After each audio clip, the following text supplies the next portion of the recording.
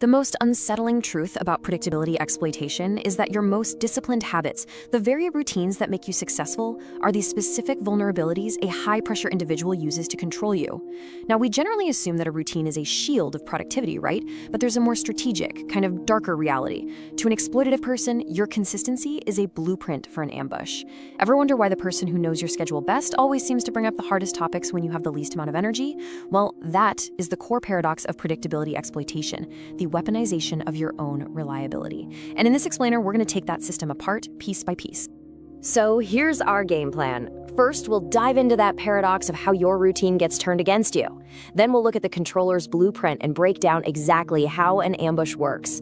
After we get into the psychology of why it's so effective, we're going to get to the most important part, the actual strategies you can use to reclaim your time and turn your routine back into a sanctuary. All right, let's kick things off with this core, counterintuitive idea. You know, we're all taught that discipline, routine, consistency, these are virtues, and they are. But in certain dynamics, these very strengths can actually become your biggest liabilities. What's so wild about this is how it totally reframes the idea of a routine. It's not just about what you do, it's about what other people know you do. Think about it. The person who knows you're at the gym at 6 a.m., that you walk in the door at 7 p.m., and that you're mentally toast by 9 p.m., well, they have a tactical advantage. They literally have a map of your energy levels. And in the wrong hands, that map isn't used to support you, it's used for strategy. And this is really where that shift in perspective happens. You see, to a supportive person, your routine is a sign of efficiency, something to respect. Maybe they help by having dinner ready or keeping things quiet while you unwind. But to an exploitative person, that same routine isn't a sign of your strength, it's a predictable timeline. It's a blueprint for an attack. They see the patterns not as your habits, but as their opportunities.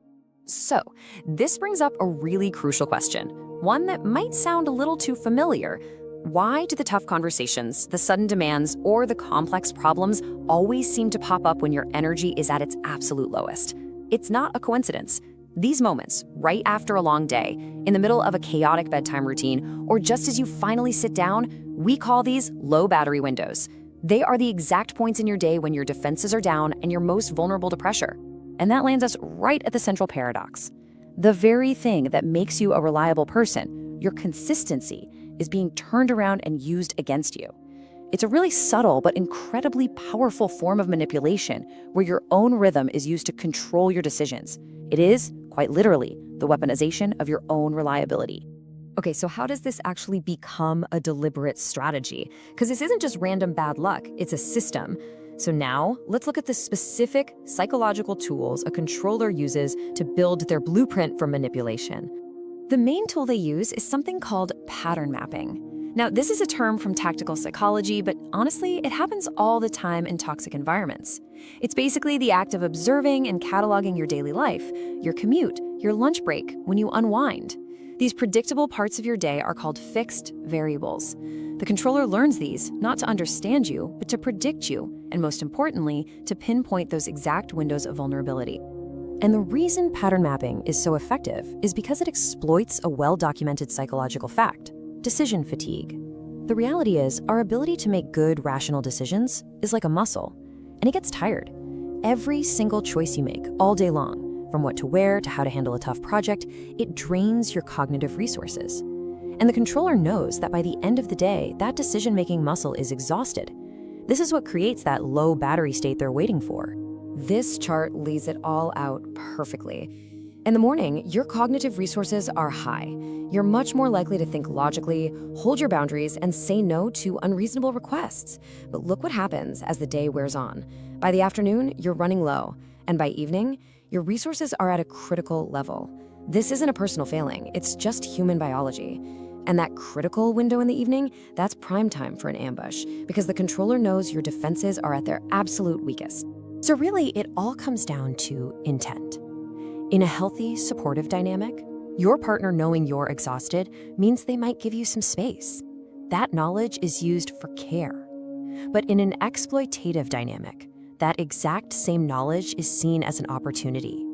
Your tiredness isn't met with care, it's the green light for what the source material calls a zero-hour attack. It's the moment they choose to bring up that thing you'd normally refuse or start the argument you just don't have the energy to fight. Your boundaries aren't respected. They're strategically dismantled. Okay, we've seen the tools. Now let's take apart the ambush itself. This isn't just a random thing that happens. It's a process, and it has distinct stages. And the cool thing is, once you can see the pattern, you can learn how to break it.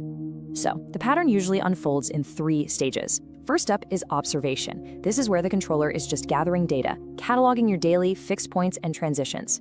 Next comes the calculated ambush. They wait for that low battery window and then they strike with a demand. And finally, you have the forced decision. You're tired, you just want the pressure to stop, so you give in. You say yes just to get back to your routine.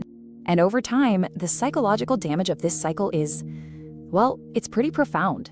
It's something called habitual erosion. The very routines that are supposed to be your sanctuary, your time to recharge, they start becoming sources of anxiety. Your brain begins to associate coming home, not with relief, but with dread.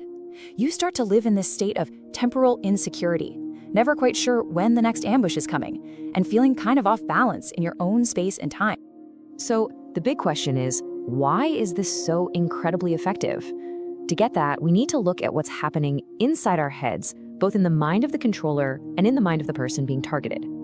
For the manipulator, the motivation is actually really simple. Efficiency. It's just easier. I mean, why would they have a long, hard conversation with you in the morning when you're sharp and full of energy?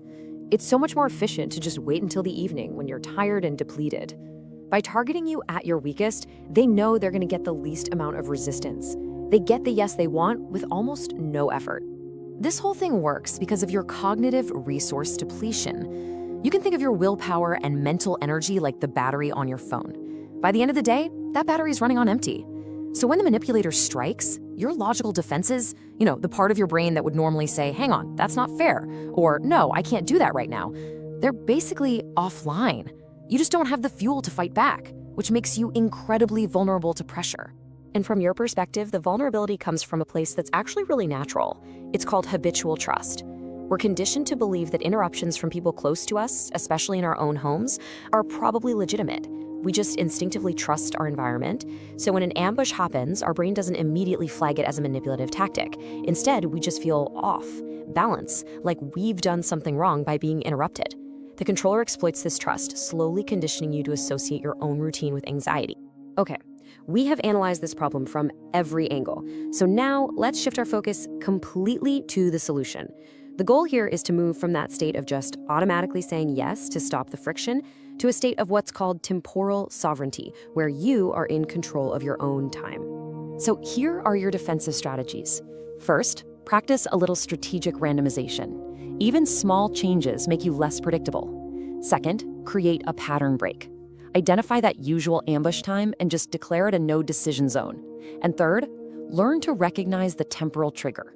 In that moment, just pause and ask yourself this one simple question. Is this actually urgent, or am I just tired? Just asking the question is often enough to break the spell. And that brings us to what might be your most powerful tool, the 20-minute buffer. When an ambush happens, your response isn't to engage, it's to delay. The goal isn't necessarily no, it's just not now. A simple 20-minute buffer moves the decision out of that low battery window and puts you right back in control of the clock. It stops the ambush cold. And look, here are the exact words you can use. You don't have to be aggressive or accusatory. You simply state a boundary about your time.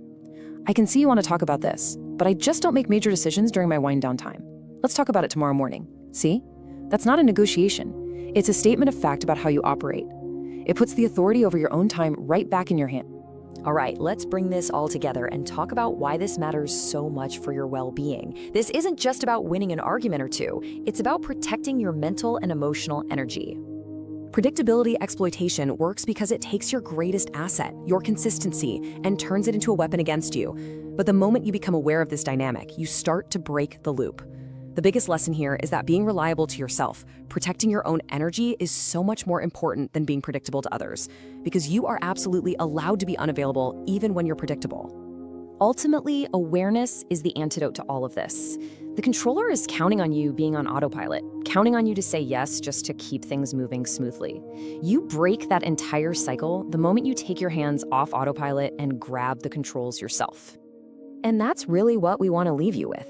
Your time, your energy, your habits, they belong to you. They are the structures that let you rest, recharge, and be who you want to be in the world. They are your sanctuary. They are not, and they should never be, a blueprint for someone else's control.